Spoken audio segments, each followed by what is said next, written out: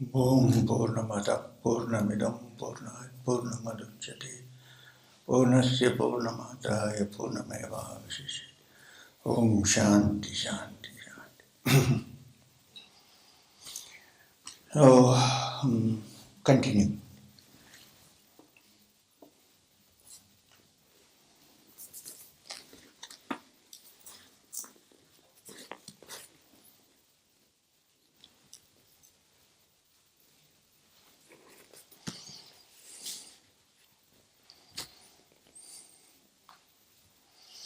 So, we did part 1, section 2, chapter on ceremonial religion, which says, Tadetat Satyam, this is the truth. This is not the truth, this is that truth. The works which the sages saw in the hymns are spread forth in the three Vedas. You must understand that the Vedas are supposed to be revelations, intuitions that happened to sages in ancient times. They were not written down till very late. And they were all scattered. And Vyasa, the Veda Vyasa, was the person who compiled it and put them in some kind of systematic order and made it into the four Vedas. Before that it was just many people had many intuitions, many experiences, and they just chanted them. Nobody wrote them down. To learn by rote. And then Vyasa came and put it all together. In fact, the word Vyasa in Sanskrit means a composer. So you could have Veda Vyasa or some other Vyasa. So it means a composer, one who composed everything. So that's why they are saying the works which the sages saw in the hymns, the ancient sages, now are spread forth in the three Vedas. Perform them constantly. Satyakamas, who lovers of truth. Kama is desire, and Satya is truth. Those who desire the truth, listen to it. This is your path to the world of good deeds.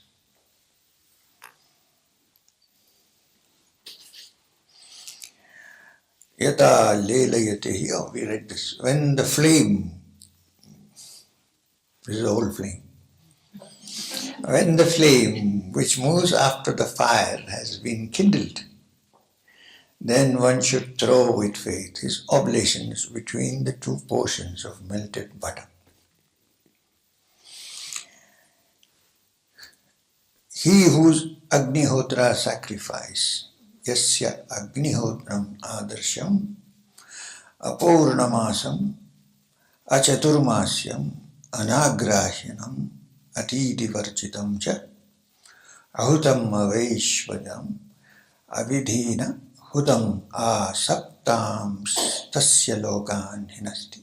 He whose his Agnihotri sacrifice, which means the sacrifice of the fire. Hotar is one who does the sacrifice, who pours, and Agni is fire.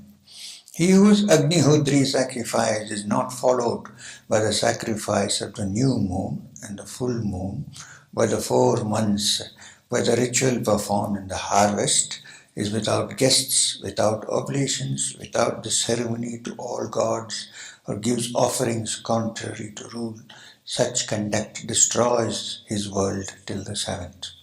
Which means one who lives without performing his duties to the earth, to the powers of nature, to the gods, to everyone by giving offerings. When you say offerings, you receive so much from the world, you give it back to the world.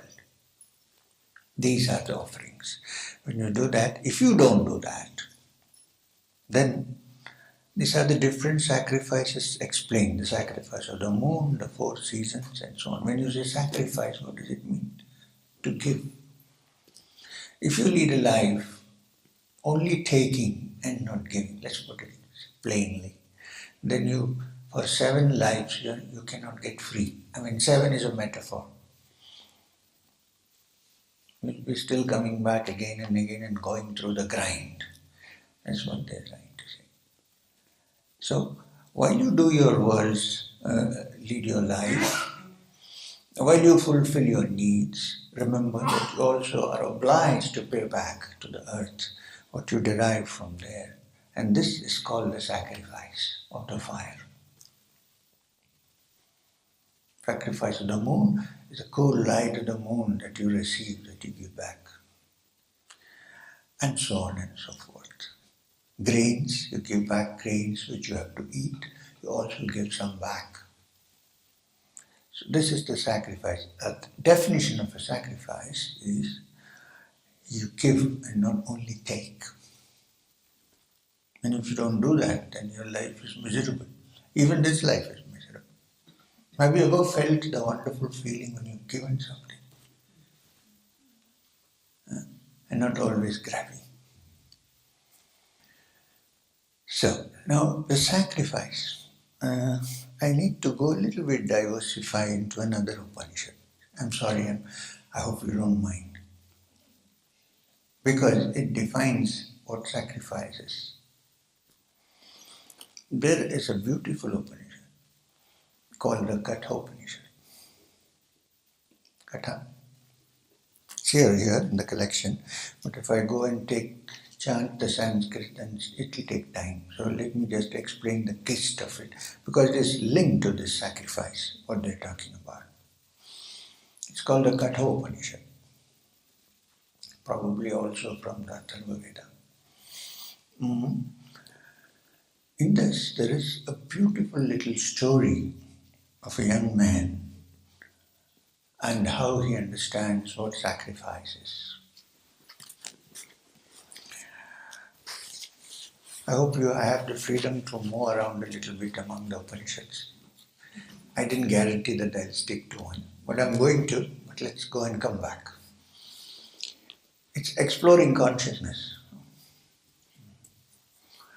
So, there was a great sage whose name was Vajashravas. Great sage Vajashravasa performed a sacrifice. Meaning, he lit the fire and he invited all the people, the brahmanas who do the sacrifices. You can do yourself in a small way, but you want to do something big, then you invite many of the experts in it to come and do it. So they all came, and the fire was lit and the oblations were put into the fire, and he was doing the sacrifice to become all-powerful. Some people want to be free, some people want to be powerful. So he said, I want to become like the gods, so let me do the sacrifice. So he invited. Now the sacrifice was over, and when a sacrifice is done, it's called a yajna. The people who come to do it, to perform it, by singing the chants and pouring, they're called the priests, the brahmanas, and the vipras. So they have to be given gifts. The main thing is not only pouring in there, but to offer gifts to those who performed it, help to perform. So this boy was very small, 8 years old or so, standing there and looking at his father. And he was astonished. His father, who was supposed to be a sage, a wise man and so on, was giving gifts to the brahmanas, which were completely useless. Cows which were lame, cows which were blind, cows which had no milk, cows which were about to die, sick, he was giving away as gifts to the brahmanas. Boy was an intelligent boy, and he asked his dad, what kind of a sacrifice is this? What are you sacrificing? Nothing. You're giving away what you don't want, waste. Because when you say sacrifice, it means giving up or giving away something you love the most. This is a sacrifice. So, Then he asked this question. They say that the father was angry, but I doubt if he was angry. He was a sage himself, so he probably said this so that the boy will go through the experience and understand life. So the boy asked the father, so real sacrifice is when you give away something which is dear to you. I am your dearest object, only son. Who will you give me to? Will you give me away to somebody as a sacrifice? Serious question.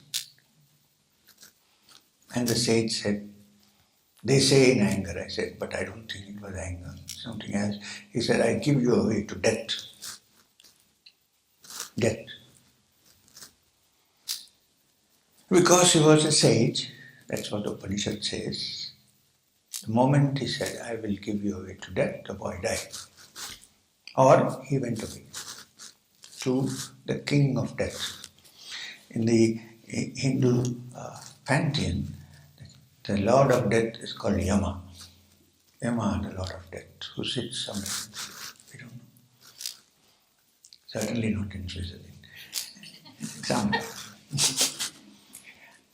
So this young boy, his name was Nachiketas. So this Nachiketas went to the court, to the kingdom of Yama, who is the lord of death, because he was ordered to go. I give you away to death. The strange thing was that, now this is sacrifice.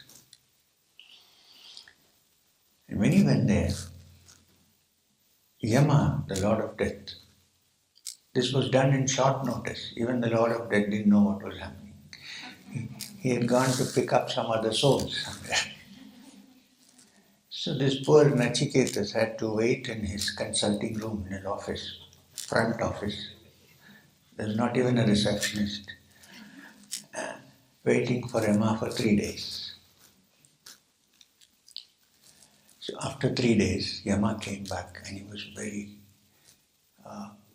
kind of moved by this, very sad. He said, because according to the old rules, if a guest comes to you, you have to look after his comfort, you have to give him water to drink, you have to ask him what about food, and so on. And he says, here you're sitting, a young yogi with a shining face, waiting for me for 3 days, and I haven't asked you anything. The definition is Atiti Devo Bhava. A guest is God. I didn't do anything. So, in compensation, since I'm powerful, ask me for 3 gifts, 3 boons, B-O-N-N-S, boons.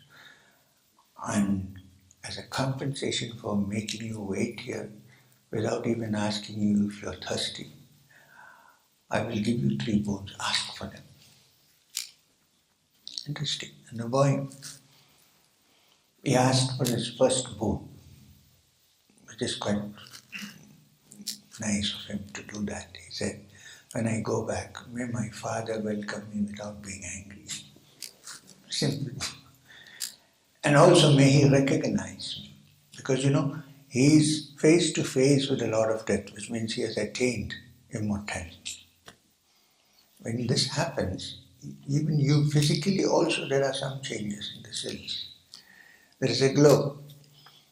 And when I go back, my father, who is this guy? So he said, may he recognize me and may he welcome me without anger. Granted. Yama said, okay, done. This will happen. Okay? The second boon, Nachiketas asked him, some say that there are ways to reach heaven where you enjoy for many lives without fear of pain. Can you teach me how to get there? Yama said, fine, I'll teach you how to get there. And he talks about the fire inside, the fire of desire to reach a higher state of existence and how to go about it. And from then on, he calls this sacrifice for knowledge, the fire of knowledge, as the Nachiketas sacrifice. He names him in his honor. Okay, 2 boons are over. There's still one. So says Nachiketa, now is the important thing I want to ask you. Some say, when the body dies, it's all over. The clock. No, there were no clocks then, I'm saying. The clock, it works, then it stops working. Nothing remains. Is that correct? Or does something remain? You are the Lord of Death, you should know. Or, if it remains, is there some way how I can be free of death forever? Is there something by which I can be free of death forever, become immortal? Mrityorma amritam gamaya. And descend into the mortality. Is there something ascending to me? Yama says, look, little man, why don't you ask me something else? Ask me for anything you want, okay? Don't ask me this question. It's not easy to explain, but and he offers him many temptations. Yes. Says, do you want to be beautiful and have a great body forever and so on? And he says, do you want to rule over the three worlds and the three realms, become the king of these three realms? Do you want elephants and horses and a big band of musicians and dancing girls? I'll give you anything you ask, but this question, keep it. Don't ask me now. Nachiketas. Now we must give it to Nachiketas, really. He says, okay, keep your dancing girls and trumpets for yourself. I don't want any of these things. If you think that is the most difficult thing to answer, that's exactly what I want. I don't want any of these things. So in this Upanishad, it's shown what kind of a seeker finds truth finally. Of course, Yama answers and tells him what to do and how. But here the most important thing in Upanishad is the kind of guy who really finds it finally because he wants nothing else. Suppose I go to not me, suppose you go to a guru and say, I want to find out the truth about myself, I want to be immortal. And the guru says, man, forget it. First of all, I don't know what you're talking about. Possible. But I have a lot of power and energy, so I have a lot of money, I have a lot of wealth. So why don't I give you a Rolls Royce instead? And hands him the keys. Normally, what would one do? Oh, who cares about immortality? Give me the keys. Thank you very much. But when Yama offered the three words and dancing girls and music, Nachiketa said, I am not interested in all this. I want the core. I want to find out if one can be ever free of death. And then of course Yama explains to him that there is an immortal element in you which never dies actually. Neither does it get born nor does it ever die. That's your inner being. Find it and you're free forever. In fact, Yama is very pleased that this guy is behaving this way. He says, yes, I found a real seeker. And then he teaches him how. And it's very simple actually. He says, nobody really dies. Your true essence, the core of your being, is never born and never dies. Understand this first, and then move inward where it sits in the heart, in the center of your being, in the core of your being, and find it. And when you find it, there is no death. The body may die, but you don't. And he says that is called Amrit, that which does not die. When you go to temples, they give you something very sweet to eat. It's called Amrit. The real meaning of the word Amrit is nectar. It also means Amrita, deathless.